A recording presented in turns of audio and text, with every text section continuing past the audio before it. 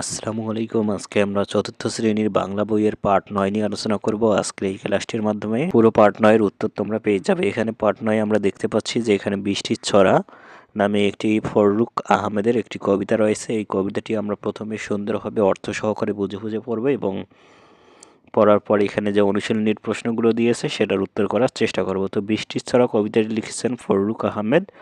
আমরা এখন কবিতাটি পড়ি। বৃষ্টি এলো কাশবনে, জাগলো সারা ঘাস বনে, বকের শাড়ি কোথারে, লুকিয়ে গেল বাঁশবনে। তো আমরা যদি এটার অর্থটা একটু জানার চেষ্টা করি, বৃষ্টি এলো কাশবনে, জাগলো সারা ঘাস বনে। মানে বর্ষাকাল যখন আসে তখন কিন্তু প্রকৃতি আবার নতুন রূপে সেজে ওঠে। কাশবনের ফুল ফোটে বা কাশবন নতুন রূপে সাজে, আবার যে ঘাসগুলো রয়েছে মরা ঘাস সেগুলো আবার জন্মে সবুজের একটা সমারোহ তৈরি করে দেয় এই বর্ষাকাল আসলে। বকের শাড়ি কোথারে, লুকিয়ে গেল বাঁশবনে। মানে এই বৃষ্টি আসলে বকের শাড়িরা কী করে, যখন উড়ন্ত অবস্থায় তারা কী করে, আশেপাশের যে ঝোপঝাড় রয়েছে সেখানে গিয়ে আশ্রয় নেয়। যখন বৃষ্টি পড়ে তখন তারা কী করে, বাঁশবনে বা আশেপাশে যে ঝোপঝাড়গুলো রয়েছে সেখানে তারা আশ্রয় নেয়। মূলত এই অপরূপ প্রকৃতির এই দৃশ্যটির কথা কবি এখানে ফুটিয়ে তুলেছেন। এরপর দেখি, নদীতে নাই খেয়া যে, ডাকলো দূরে দেয়া যে। মানে এখানে যেটার কথা বলা হয়েছে যে বৃষ্টি আসলে কিন্তু খেয়া চলাচলগুলো বন্ধ হয়ে যায়। খেয়া মানে হচ্ছে নৌকা।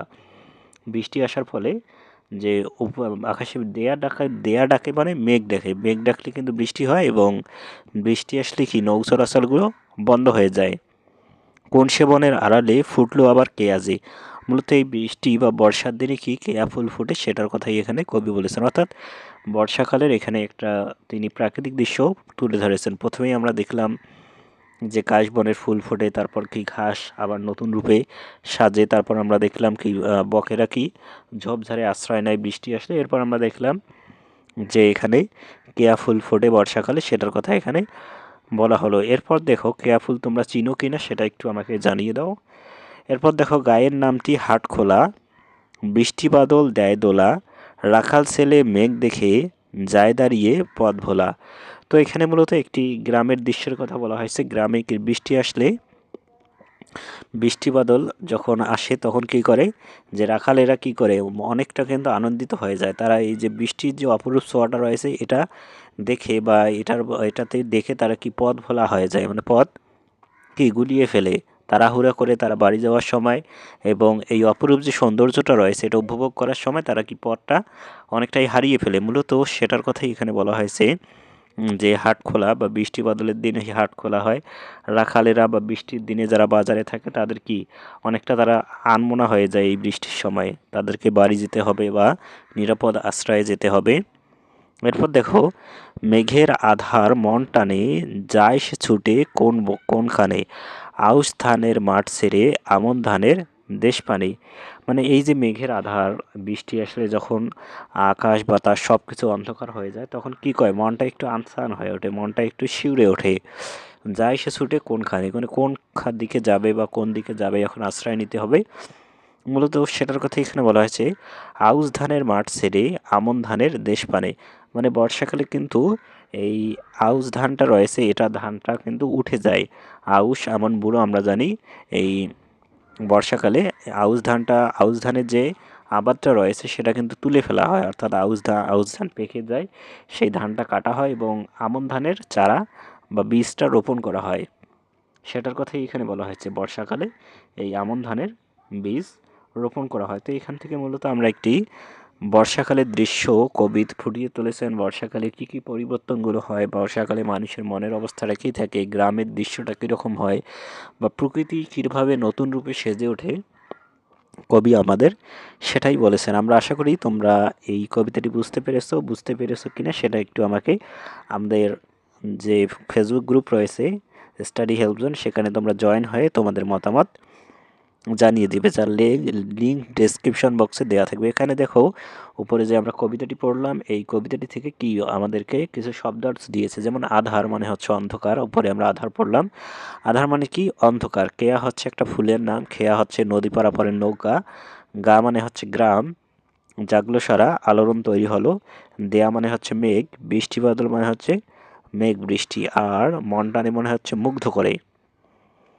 এরপর আমরা এখন এখানে দেখতে পাচ্ছি যে অনুশীলনীর কিছু প্রশ্ন দিয়েছে। দেখো 1 নাম্বার এখানে দিয়েছে বর্ণ বসিয়ে শব্দ তৈরি করি। এখন আমরা এখানে যে শব্দগুলো রয়েছে সেই শব্দগুলো তৈরি করব, অর্থাৎ অনুশীলনীর যে প্রশ্নগুলো রয়েছে সেই প্রশ্নগুলোর উত্তর করব।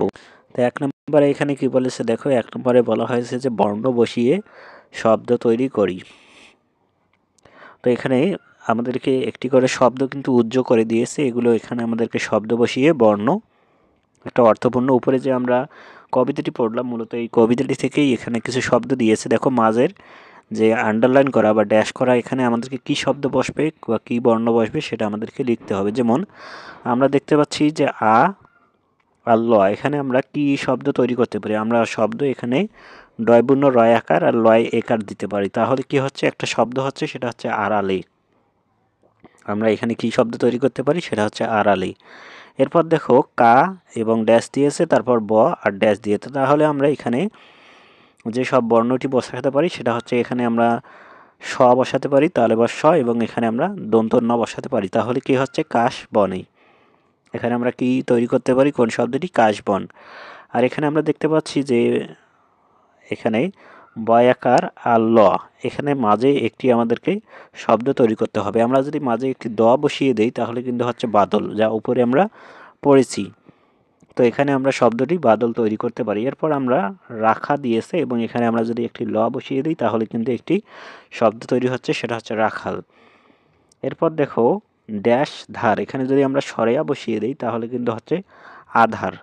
আর এখানে যদি আমরা সরেয়া বসাই তাহলে হচ্ছে আউশ, যেটা একটি শব্দ, উপরে আমরা পড়েছি। তো এটাই হচ্ছে মূলত তোমাদের 1 নম্বর এর উত্তর। এখন আমরা এখানে 2 নম্বর যে প্রশ্নটি আমাদেরকে দিয়েছে, নতুন বাক্য তৈরি করি। এখানে কাশবন দিয়ে আমাদেরকে একটি বাক্য তৈরি করতে হবে, আড়াল দিয়ে একটি বাক্য তৈরি করতে হবে, গা দিয়ে এবং ফোঁটা এবং অন্ধকার দিয়ে আমাদেরকে বাক্য তৈরি করতে হবে। তো আমরা এখন এগুলো দিয়ে বাক্য তৈরি করার চেষ্টা করি। তো আমি এখানে যে বাক্যগুলো দিয়েছি তোমাদের যে সেগুলো সেই বাক্যগুলোই তৈরি করতে হবে, বিষয়টা এমন নয়। তোমরা তোমাদের নিজেদের মতো করে যদি বাক্য তৈরি করতে পারো তাহলেও কিন্তু এটার উত্তর করা হবে। তো কাশবন দিয়ে আমি এখানে যে বাক্যটি তৈরি করেছি সেটা হচ্ছে, নদীর ধারে ফুটে থাকা সাদা কাশবন দেখতে খুব সুন্দর। তো এই বাক্যটির মধ্যে কাশবন শব্দটি আছে, এজন্য এই কাশবন দিয়ে একটি বাক্য তৈরি করা হলো। এরপর দেখো আড়াল দিয়ে তুমি যে বাক্যটা তৈরি করতে পারো সেটা হচ্ছে, সূর্যটা মেঘের আড়ালে হারিয়ে গেল। এরপর গা দিয়ে তুমি যদি একটা বাক্য তৈরি করতে পারো সেটা হচ্ছে, আমাদের গায়ের নাম হাটখোলা। বা তুমি আরও অনেক কিছুই গা দিয়ে কিন্তু তৈরি করতে পারো, বা তোমাদের গায়ের নাম বা গ্রামের নাম যেটা সেটা দিতে পারো। গা মানে কি, গ্রাম, তোমাদের গ্রামের নাম যেটা সেটা দিবে। ফোঁটা দিয়ে তোমরা একটা বাক্য তৈরি করতে পারো, সেটা হচ্ছে, বৃষ্টির পর বনে নতুন কেয়া ফুল ফুটেছে। বৃষ্টির পর নতুন কেয়া ফুল ফুটেছে। অথবা তোমরা বৃষ্টি ফোঁটা ফোঁটা করে পড়ে, এভাবেও তোমরা বাক্য তৈরি করতে পারবো। নিজেদের মতো বাক্য তৈরি করাটাই কিন্তু সবচেয়ে ভালো হবে। এরপর অন্ধকার, মেঘের অন্ধকারে চারদিক ঢেকে গেছে। মেঘের অন্ধকারে চারদিক ঢেকে গেছে হচ্ছে অন্ধকার দিয়ে একটি বাক্য। আমরা তো 2 নম্বর প্রশ্নটির উত্তর দেখলাম, এখন আমরা পরবর্তী প্রশ্নটি দেখি। তো এখন আমরা যদি একটু পরবর্তী পৃষ্ঠায় যাই তাহলে আমরা এখানে দেখতে পারবো যে 3 নম্বরে আমাদেরকে একটি কাজ দিয়েছে, সেটা হচ্ছে প্রশ্নের উত্তর বলিও লিখি। অর্থাৎ আমরা যে কবিতাটি পড়লাম সেই কবিতার আলোকে এখানে 5টি প্রশ্ন দিয়েছে, এই প্রশ্নগুলোর উত্তর আমাদেরকে করতে হবে। তো আমরা এখন এগুলোর উত্তর দেখার চেষ্টা করি। তো ক নম্বর প্রশ্নটি কী ছিল, বকের শাড়ি কেন বাঁশবনে লুকিয়েছে। তো এটার উত্তর হিসেবে তুমি কি দিতে পারো, যে উত্তর হিসেবে তুমি দেবে, আকাশে মেঘ দেখে বৃষ্টি নামার ভয়ে বকের শাড়ি বাঁশবনে গিয়ে লুকিয়ে গেছে। ক নম্বর উত্তর হচ্ছে এটা। আর তুমি খ নম্বর প্রশ্নটি একটু দেখো, নদীতে খেয়া নেই কেন। তো এটার উত্তর হিসেবে দেবে, বৃষ্টির প্রবল বর্ষণ শুরু হওয়ায় নদীতে কোনো খেয়া বা পারাপারের নৌকা নেই। এটা হচ্ছে খ নম্বরের উত্তর, নদীতে কেন খেয়া নেই বা নৌকা নেই সেটার উত্তর। এখন আমরা গ নম্বর প্রশ্নটি দেখব। গ নম্বর প্রশ্নটি হচ্ছে, কি কি পড়ে বোঝা যায় ছড়াটি বর্ষা ঋতু নিয়ে লেখা। তো এটার উত্তর হিসেবে আমরা যেটা দিতে পারি, ছড়াটিতে বৃষ্টি এলো, বৃষ্টি বাদল, ডায় দোলা, কেয়া ফুল ফোটা এবং আউশ ও আমন ধানের কথা উল্লেখ আছে, যা থেকে বোঝা যায় এটি বর্ষা ঋতু নিয়ে লেখা। তো ঘ নম্বর উত্তরটা আমরা দেখলাম। এখন আমরা ঘ নম্বর প্রশ্নটি দেখি। ঘ নম্বর প্রশ্নটি হচ্ছে, রাখাল ছেলে মেঘ দেখে দাঁড়িয়ে যায় কেন। তো এটার উত্তর হিসেবে তোমরা দিবে, রাখাল ছেলে আকাশে ঘন মেঘ দেখে মুগ্ধ হয়ে এবং মেঘের রূপ উপভোগ করতে পথ ভুলে দাঁড়িয়ে পড়ে। এরপর দেখো পরবর্তী 9 নম্বর প্রশ্নটি হচ্ছে বৃষ্টির সময়ে কি কি করতে ভালো লাগে। তো বৃষ্টির সময়ে খিচুড়ি খেতে, বৃষ্টির শব্দ শুনতে, জানালা দিয়ে বৃষ্টি দেখতে এবং মাঝে মধ্যে বৃষ্টিতে ভিজতে ভালো লাগে। তো তোমার বৃষ্টির সময় কি কি করতে ভালো লাগে সেটা তোমরা নিজেদের মতো করে এই উত্তরটা দিতে পারো। তো এখন আমরা এখানে যদি 4 নাম্বার আমাদের এই কাজটি দেখি অনুশীলনীর গদ্যে লিখি। গদ্যে লেখা মানে কি বলতো, যেভাবে আমরা সাধারণভাবে কথা বলি সেভাবে লিখবো। কবিতা মানে কি, কবিতাটা কিন্তু ছন্দে লেখা হয়। সেই যে বাক্যটি এখানে দিবে সেটা আমাদেরকে কি করতে হবে, গদ্যে লিখতে হবে, মানে নর্মালভাবে লিখতে হবে। আমরা যেভাবে কথায় লিখি সেভাবেই লিখতে হবে। যেমন এখানে দিয়েছে বৃষ্টি এলো কাশ বনে, এটা আমরা যদি গদ্যে লিখি তাহলে হবে কাশ বনে বৃষ্টি এলো, মানে আমরা স্বাভাবিকভাবে বললাম। আর এখানে বৃষ্টি এলো কাশ বনে একটু ছন্দে বা মিল রেখে বলা হয়েছে। তারপরে এখানে দেখো নদীতে নাই খেয়া যায়, আমরা এটাকে যেভাবে বলতে পারি যে নদীতে খেয়া নাই, এখানে আমরা এভাবে নদীতে নৌকা নাই এভাবে আমরা বলতে পারি। তো এটার উত্তর আমরা যেভাবে করব, তো দেখো এটা নদীতে নাই খেয়া যায়, এটা তোমরা যেভাবে করবে নদীতে কোনো খেয়া নেই। এরপরে গ নাম্বারটা ছিল লুকিয়ে লুকিয়ে গেল বাষ্পনে, এটা হচ্ছে ছন্দ বা কবিতার ভাষা। আর তোমরা যদি গদ্যে লিখতে চাও তাহলে এভাবে লিখবে বাষ্পনে লুকিয়ে গেল। তো এরপর দেখো খ নাম্বারটি যায় সে ছুটে কোনখানে, এটা হচ্ছে কবিতার ভাষা। আর তোমরা যদি গদ্যে লিখতে চাও তাহলে এভাবে লিখবে সে কোনখানে ছুটে যায়। তারপর ডাকলো দূরে দেয়া, যেটা আমরা কবিতার ভাষায় লিখতে পারবো দূরে দেয়া ডাকলো বা মেঘ ডাকলো। তারপর দেখো চ নাম্বারটা হচ্ছে ফুটলো আবার কেয়া যে, এটা আমরা যেভাবে দেবো সেটা হচ্ছে আবার কেয়া ফুটলো বা আবার ফুল ফুটলো, এভাবেই আমরা গদ্যে লিখবো। এই 4 নম্বর উত্তরটি আমরা এইভাবে করব। তো এখানে আমাদেরকে 5 নম্বরে একটি কাজ দিয়েছে, সেটা হচ্ছে প্রথম লাইনের সাথে মিলিয়ে পরের লাইন লিখি, মানে আমরা কবিতার মতো করে ছন্দ মিলিয়ে মিলিয়ে লিখব। যেমন এখানে দিয়েছে ওই যে দেখো গাড়ি চলছে তাড়াতাড়ি, দেখো প্রথম লাইনটা আর দ্বিতীয় লাইনটা একটু মিল হয়েছে না, ওই যে দেখো গাড়ি চলছে তাড়াতাড়ি। আর এখানে দিয়েছে এক যে ছিল রাজা, আমরা একটু পরে লাইনটা কীভাবে মিলিয়ে লিখতে পারি বলো তো, আমরা এইভাবে পরে রয়েছে গাছে সবুজ পাতা, এই গাছে সবুজ পাতার সাথে পরের লাইনটি এভাবে মিলিয়ে লিখবো। তো আমরা যেভাবে মিলিয়ে লিখবো সেটা, তো দেখো এক যে ছিল রাজা, এটা যদি আমরা পরের এই লাইনটার সাথে আরেকটা লাইন মিলিয়ে দিতে পারি তাহলে আমরা বলতে পারি কর্ত শুধু মজা। তো আমরা কিন্তু অন্যভাবে অন্য লাইনেও নিতে পারি, এক যে ছিল রাজা করতে শুধু মজা, বা তোমরা যদি তোমাদের নিজেদের মতো করে একটা খেতে ভালোবাসত গজা, এরকম আমরা অনেক কিছুই কিন্তু এই লাইনটি দিয়ে আমরা ছন্দ তৈরি করতে পারি।